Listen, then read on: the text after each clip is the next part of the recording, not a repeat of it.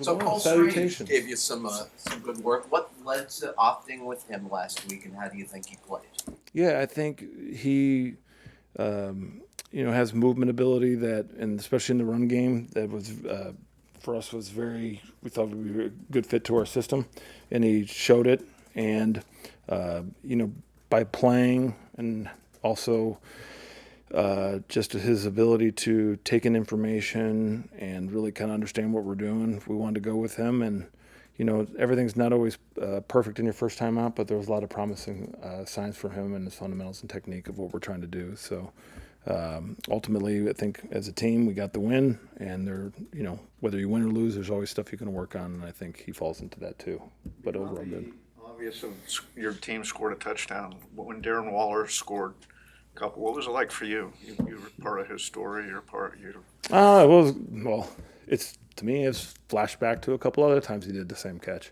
So I saw him when I was on the other sideline when I was at the Chargers and he was at the Raiders. He ripped one over our safety's head, and I was like watching that. I was like, I think the big guy is motivated today. So I'm just seeing him do that. I was just excited for him, just because that's who he is. That's how he plays, and he's just a fun player to watch. And the energy he brings to his teammates. I mean, did you see after he scored, everyone run to him because that's who he is.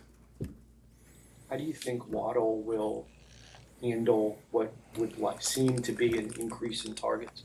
I think ultimately he's a very humble guy. Really, it's one of those where when you take on new positions or new situations, I mean, it's also because a teammate of yours had, a season-ending injury. So it's one of those things where you always feel like, hey, we're going to all have to do it together. But I think he's really motivated to show his skill set and be able to really help us in the different ways. We'll have to, at the wide receiver position, just do different things now with Tyreek out.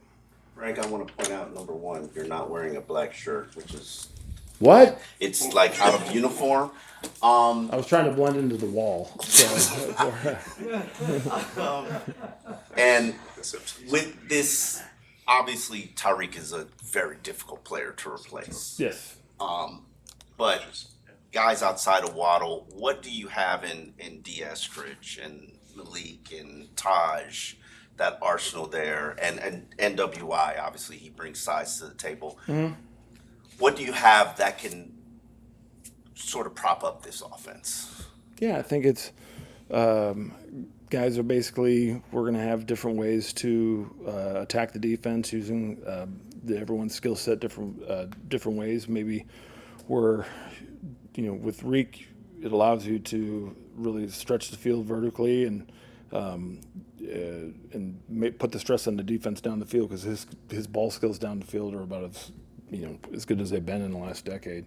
So I think it just gives us different areas of what routes do guys run well in timing. So just featuring guys to do what they do well, and also with how it fits in the offense. So I think it's going to be a challenge for everyone involved, and I think we're really excited for the opportunity to show how we're going to respond to losing such a great player like Terry. How much emphasis is it on the young players for them to grasp the game plan, know their assignments? Because a lot of these guys haven't played to the level that you're expecting them to play. Mm-hmm.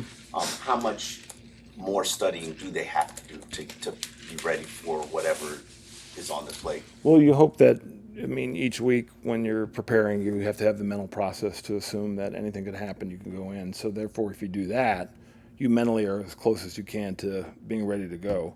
And I think this week, as we're working guys around, having different packages, different situations where guys can get involved, I think that guys are really just going to have to understand what their role is and how they can help and excel in their role. But basically what we try and do is make sure that each week, whether you are prominent in the role or you know that you might be filling into a rotational role or whatever, you have to have the mental process like you could have to carry the load if anything were to happen. So that's the way you can mentally get yourself ready, is that you have to assume every week I could have to play, 3 quarters, 4 quarters, whatever it is, and that's how you can help the stress level of the preparation.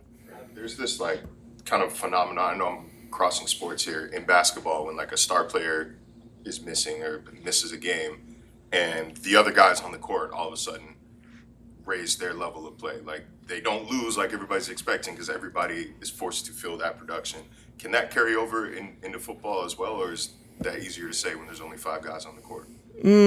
I think it's kind of probably fair to say in all sports. Like whenever you lose one of your marquee guys, it's going to take the collective energy, collective effort to kind of, okay, how do we adjust to the change? And if you have the mindset right and you have everyone's kind of working together to fill that hole, that's where good things happen. I think that's what everyone's focusing on right now is making sure that we're going to be on all the things that we need to do for everyone's participation and make sure we can get the win on Sunday. How do you expect opposing defenses to react to Tyreek not being on the field? Yeah, you can speculate, I guess, kind of several things, but yet at the same time, it's like you don't really know necessarily what it will be. So I think ultimately it's just making sure that we understand how the defense is trying to operate and how they want to defend the field. So then therefore, if they have a plan that's different or kind of go with what you assume, that you just basically are able to make sure that you can manage the attack to whatever they're trying to do. Friendly open-ended question on Tua rolling to his left. Without giving away strategy, obviously, was that game plan specific? What did it do for Tua? What did it do for the offense? How did Tua do in decision-making in those situations? You think just in extending plays or just overall in general? Overall in general. That last game, he seemed to do it a few more times than usual. I wouldn't say that it was like a primary, hey, we want to do this. I think ultimately, why does most of the league go to the right? Because most quarterbacks are right-handed. So a left-handed quarterback, obviously, maybe you feature going to that way a little bit more.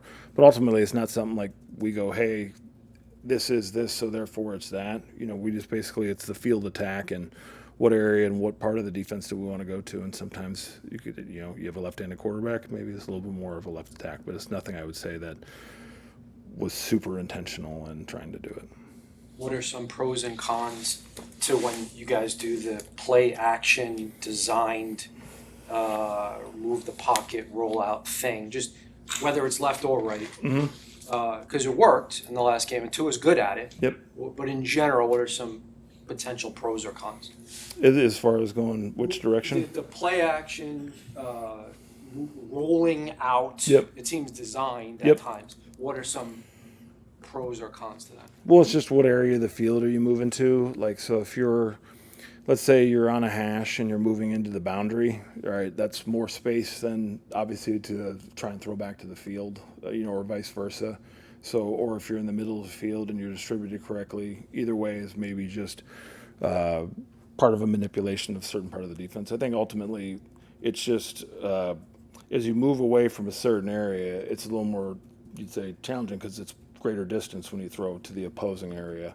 So I think that's the ultimate challenge of that. And we try and balance, different parts of when we move the launch point, just because, I don't know if you remember, like in Kansas City in 23 in the playoff game, we did one of those move the pockets to the left and we threw to the right. Those are farther throws. So it's just basically you want to balance those just so, but at the same time, you have to attack those parts of the fields different ways.